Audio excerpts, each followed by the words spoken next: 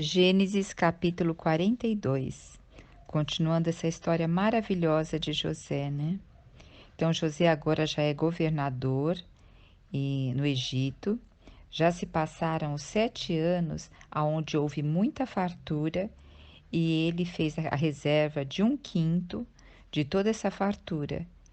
E provavelmente já era mais ou menos já 1 ano já de fome, quando Jacó foi informado que havia mantimento no Egito.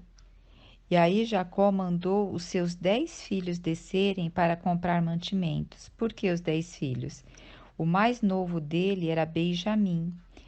Benjamim era filho da Raquel, irmão de José.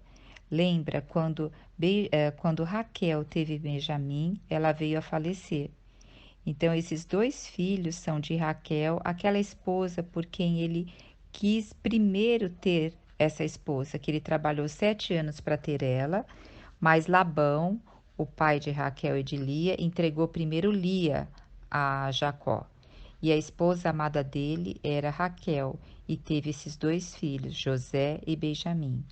Então ele mandou seus 10 filhos para o Egito e ficou em casa com Benjamim, porque ele disse: Não quero que suceda uma desgraça com o meu filho, assim como já aconteceu com meu filho José.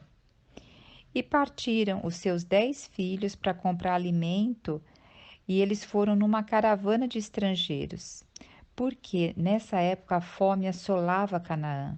Então eles estavam fazendo caravanas e indo lá para o Egito comprar alimento. E também em caravana era mais seguro, porque para não ser pego por salteadores. Então, assim, José era o governador do Egito e ele que vendia o mantimento aos povos da terra. Não é que ele vendia para todo mundo, mas ele vendia principalmente para quem vinha de outros povos. Para quem era de dentro do Egito, eram outras pessoas que vendia, mas quem vinha de fora era ele. Porque havia um cuidado de vender para as pessoas de fora, porque também eles podiam ser espião, eles podiam estar armando contra o poder ali do Egito. Então, esse era o cuidado de José, olhar todos os povos de fora que vinham, pela sua própria supervisão, olhar isso. E quem sabe no coração dele também tinha, quem sabe vem aqui os meus familiares. Só Deus, né? Sabe todos os mistérios do coração. E quem chegou lá para comprar? Os irmãos de José. E eles se prostraram diante de José com a face ao chão. Dá para lembrar do primeiro sonho que José teve, né? Lembra dos feixes, que ele viu um feixe erguido, que era ele, e os outros feixes se curvando perante ele. Olha o sonho se revelando toda nessa passagem e mais para o final também se revelando o sonho. Então, logo que viu seus irmãos, José os reconheceu e falou duramente com eles: De onde vocês vêm? E eles responderam: Viemos da terra de Canaã comprar alimento, meu senhor. Imagine como José, o coração dele devia estar assim aceleradíssimo, a respiração. E ele assim também não queria que eles reconhecessem quem era ele. E ele falou duramente com eles e o inquiriu. Então, mas eu vejo quanta emoção estava passando aqui dentro de José, quanta emoção. E assim o José reconheceu seus irmãos, mas eles não reconheceram José. Ainda mais o povo egípcio também, eles tinham aquele hábito de pintar os olhos, então mudava bastante a expressão. E aqui, em média, José já deveria ter uns 36 anos. Então já havia que 17 anos, o menino ainda está meio na puberdade, tendo as suas transformações de rosto, de corpo. Então provavelmente não tinha como reconhecer José mesmo, ainda mais numa posição tão elevada, né? E José questionou eles e afirmava: Vós sois espiões. E para verificar a terra, para ver onde tem pontos desprotegidos, você vieste aqui. E eles falaram: Não, Senhor, nós não somos espiões, nós somos teus criados. Viemos tão somente comprar alimento. Nós somos filhos de um único pai. Nós somos sinceros. Olha só, sinceros em ser filho de um único pai, mas sincero no proceder, justo no proceder, tem as incógnitas, né? Aí ele falou: nós não somos espiões. Entretanto, José insistiu: não acredito em vocês. Vocês vieram aqui para ver os pontos vulneráveis da terra. Aí eles começaram a se justificar, né, para José: olha, nós éramos 12 irmãos, agora nós somos em 11. O mais novo ficou com o nosso pai. O José, quer dizer, o outro filho do nosso pai já não existe mais. E José ficava ali firme, inflexível e falando que eles eram espiões. E falou assim: eis que eu vou provar vocês pela vida de Faraó. Vocês não vão partir daqui primeiro sem antes que vocês tragam o irmão mais novo, que é Benjamim, o próprio irmão de José. José devia pensar no coração: meu pai também deve gostar de Benjamim e eles devem, se eles continuarem com aquele mesmo coração que eles fizeram comigo, eles podem também machucar Benjamim. Então aqui ele fala para enviar Benjamim. E eles falam assim: provareis vossas palavras e se confirmará se a verdade está em vós ou não. Se não pela vida de Faraó, vocês são espião. Quer dizer, se vocês não fizerem isso, vocês são espiões. Aí colocaram eles na prisão, ele colocou os irmãos na prisão, deixou eles lá 3 dias. No terceiro dia, José propôs o seguinte para eles: olha, eu temo a Deus. Olha que José fala para ele: eu temo a Deus. E não falou dos deuses do Egito. Eis o que farei para ter de salva a vida de vocês. Se vocês são sinceros, olha só, Jacó está provando o quê? O caráter. Mesmo nós sendo do Senhor, nós recebendo o Senhor no nosso espírito, quando a gente recebe Cristo como nosso Salvador e Senhor, não significa que nosso caráter foi mudado. Nós precisamos passar pela nossa vida aprendendo a mudar, santificar o nosso caráter pela palavra de Deus. Por isso que numa grande família, aqui que nós vemos na casa de José, nem todos têm o caráter refinados como o ouro. José teve o seu caráter refinado como ouro aqui no sofrimento do Egito e hoje ele pôde estar como governador. Ele aprendeu pelo que ele sofreu e ele foi aperfeiçoado no aprendizado. Nós também podemos aprender com a alegria? Podemos, mas nós na alegria, nos 7 anos de abundância, como mostra, muitas vezes nós não refinamos o nosso caráter, nós desfrutamos da alegria, daquela abundância. Mediante o sofrimento, nós somos muito mais fáceis e moldados, como um barro na mão do oleiro.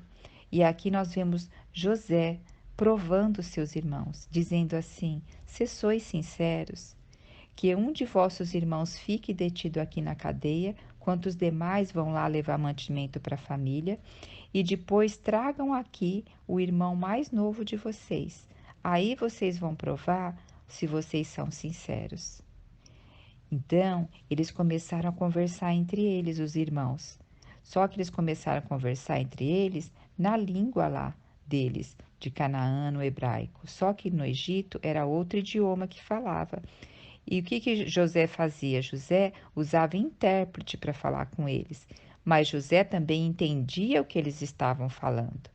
E eles estavam falando entre eles: olha, tá vendo o que nós fizemos? Somos culpados e estamos sofrendo por conta do que fizemos a nosso irmão.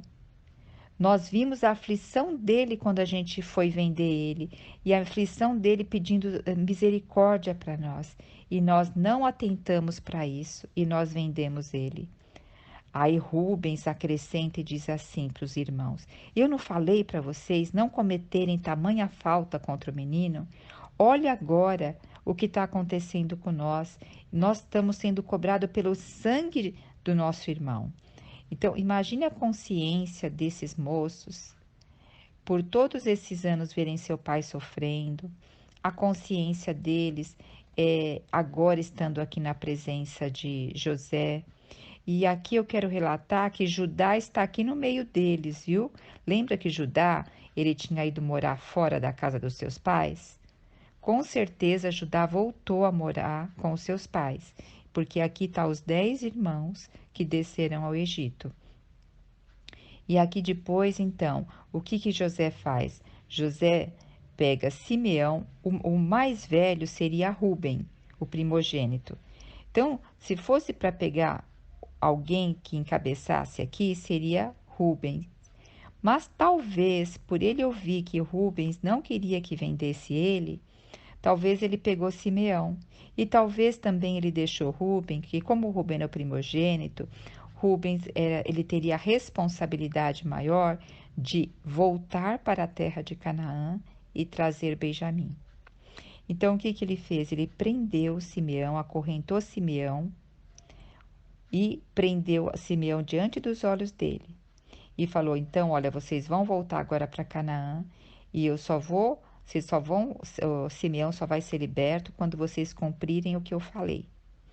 E ordenou o quê? Que eles fossem embora, que levasse os alimentos que eles vieram comprar, e assim eles se dirigiram novamente para a terra de Canaã. E os irmãos, o que que eles fizeram? Carregaram os jumentos dele, com todo o trigo, com o alimento. E no meio do caminho, à noite, um deles abriu o saco de trigo para dar alimento para o jumento. E qual foi a surpresa dele? Ele encontrou dentro do saco de trigo a sacolinha do dinheiro que era pago por aquele trigo. E eles viram isso e foram tomados de grande pavor em seus corações. Eles ficaram trêmulos e murmuravam: que é isto que Deus nos fez? Quer dizer, o que está acontecendo conosco? Né? Então voltaram para a casa do seu pai e falaram para o seu pai: olha, o governador do Egito, de toda a terra, ele falou asperamente conosco, nos acusou de espião. E nós explicamos tudo para ele, pai. Nós falamos que nós somos 12 irmãos, que um já não existe mais, que o mais novo ficou com o Senhor, tal. E ele quer que nós levemos Benjamim agora, para poder soltar Simeão. E porque o Simeão ficou como custódia. Então Jacó falou: de jeito nenhum vão levar ele. Vocês estão privando dos meus filhos amados. Já chega José, que não existe mais, Simeão, que ficou lá preso, e agora querem levar Benjamim também. Aí Rubens, naquele desespero de ver o pai e de confortar o pai e de dizer para o pai: pai, olha, você pode ficar com meus 2 filhos. Eu deixo a seus cuidados meus 2 filhos. Eles podem até ser mortos se eu não trouxer Benjamim de volta e Simeão.